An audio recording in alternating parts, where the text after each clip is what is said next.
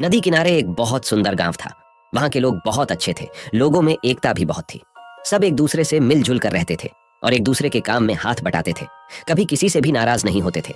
उस गांव में कुछ बड़े लोग भी रहते थे और कुछ छोटे लोग भी थे, जिसमें से अधिकतर लोग किसान थे। गांव के बगल में एक बहुत ही घना जंगल था।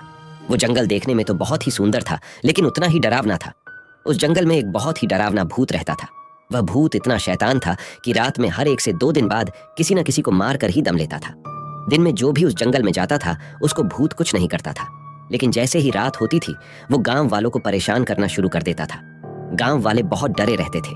उसके डर से शाम होते ही सब अपने अपने घर का दरवाजा बंद कर देते थे और पूरे गांव में सन्नाटा फैल जाता था। भूत जब रात को गांव में आता था तो कभी किसी पशुओं को नुकसान पहुंचाता तो कभी किसी आदमी को डराता था। उसके डर से कभी कोई रात को घर से बाहर नहीं निकलता था। उस भूत ने इतना दहशत फैला दिया था कि गांव के लोग थर थर कांपते थे। गांव वाले जब भूत से बहुत परेशान हो गए तो सोचा कि हमें कुछ करना चाहिए। एक दिन एक बड़े ज्ञानी साधु उस गांव से गुजर रहे थे।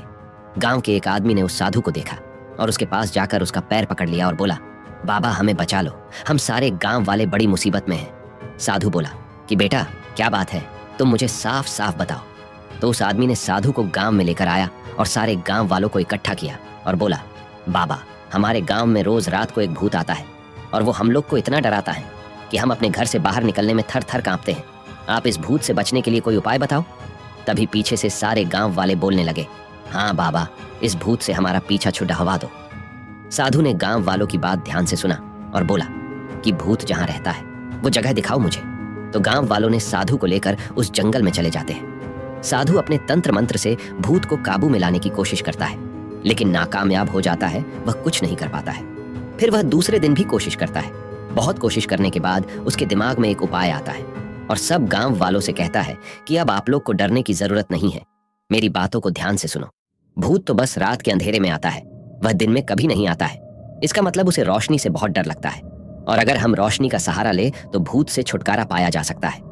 साधु की बात सुनकर सभी गांव वाले मिलकर एक योजना बनाते हैं कि रथ में हम गांव के अंदर और बाहर रोशनी ही रोशनी फैला देंगे। दूसरे दिन सभी गांव वाले मिलकर अपने अपने हाथ में मशाल लेकर गांव के चारों तरफ चले गए और सब जगह मशाल की रोशनी फैला दी। रात को जब भूत जंगल से निकलकर गांव में जाता है तो सभी गांव वालों के हाथ में मशाल देखकर डर जाता है और वापस जंगल की ओर भागकर एक पेड़ में छिप जाता है। उसके पीछे पीछे गांव वाले भी जंगल में पहुंच जाते हैं। सब मिलकर उस साधु की मदद से उस भूत को पकड़ डियाच लेते हैं। साधु ने उस भूत को एक पेड़ में बांध दिया और गांव वाले उस जंगल का भूत को उस पेड़ के साथ जला देते हैं। सब गांव वाले साधु बाबा को धन्यवाद देते हैं और वहां से वापस अपने घर आते हैं। बिना किसी डर के हंसी खुशी से रहने लगते हैं।